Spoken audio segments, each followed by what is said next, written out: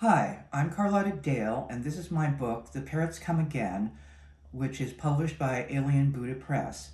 It's about a rookie PI in Los Angeles in 1969 who has some ghostly encounters. I'm going to read some of it to you, but I'm going to switch to my emotional support parrot, and look, there he is on the cover while I read. You ready? Here we go.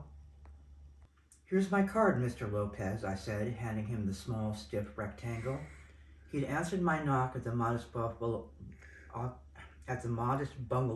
Alvarado Street so quickly he must have been waiting behind the door, but now he looked apprehensive. "You called and made an appointment." "Yes, I remember, but—" He broke off, staring over my shoulder, and grabbed my arm to pull me inside. I jerked away, muttering, "What the hell?" when I felt something whiz by my ear. Events slowed down, each moment separate. The gunshot boom, the crash of glass from a window, the roar of a floored engine, the spin of tires. Then time caught up, and somehow I'd gotten inside and was lying huddled on the floor with my fingers entwined at the nape of my neck, as if I'd gone back to the Cuban Missile Crisis and was hiding under my desk waiting for the A-bomb to drop. And Mr. Lopez was turning the deadbolt. Yipes, I thought, sitting up. I don't get paid enough for this shit. "Are you all right?" he asked, helping me to a standing position. "Yes, I'm fine," I said, smoothing down my jacket. "Would you like some coffee?"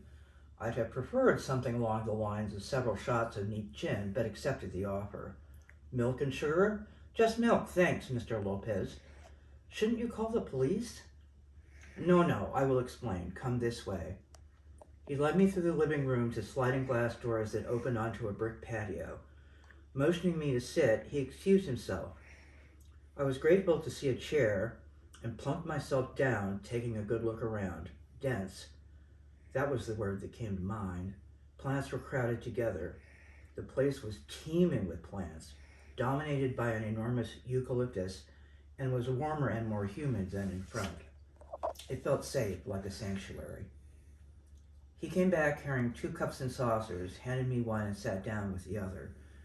His rapid return made me suspicious, and as soon as I sipped mine, I knew the culprit, Nescafe, that beverage that reminds you of coffee without tasting much like it.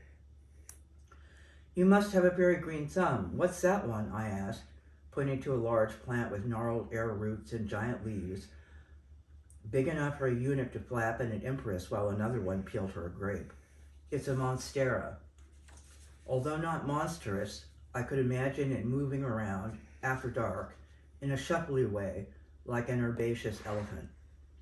He retrieved my business card from his chest pocket. As he studied the card, I studied him, a slight brown man in a darker brown suit. The width of the lapels told me the suit wasn't new, but was well cared for. His shoes were brown too, and polished, but with that bumpy look that comes from years of leather molding itself to the same feet. The one touch of color was his lime green necktie. He was taking his own sweet time over the car. Maybe he needed a minute or two to come to a decision? There wasn't enough on the card to keep him busy, only Epiphany Investigations, discretion guaranteed, superior service, reasonable rates, followed by the office address, telephone number, and my name. "You're Penny Lane?" "That's me," I answered, waiting for the inevitable wisecrack. It didn't come. That was surprising. Being named Penny Lane has plagued me since the song came out when I was in junior high. Mr. Lopez cleared his throat. "Miss or Mrs.?" Since he never heard of the famous pop tune, I was pretty sure he was unfamiliar with the honorific Ms., but I let it go. "I'm single, but please call me Penny." "And you, please call me Hector." "Mr. Lopez, Hector, don't you think we should—" I broke off as squawkings filled the air along with the beat of numerous wings. I peered up to see birds in the branches of the eucalyptus, bunches of them. They were big, they were green, they were parrots. Parrots. In the heart of Los Angeles.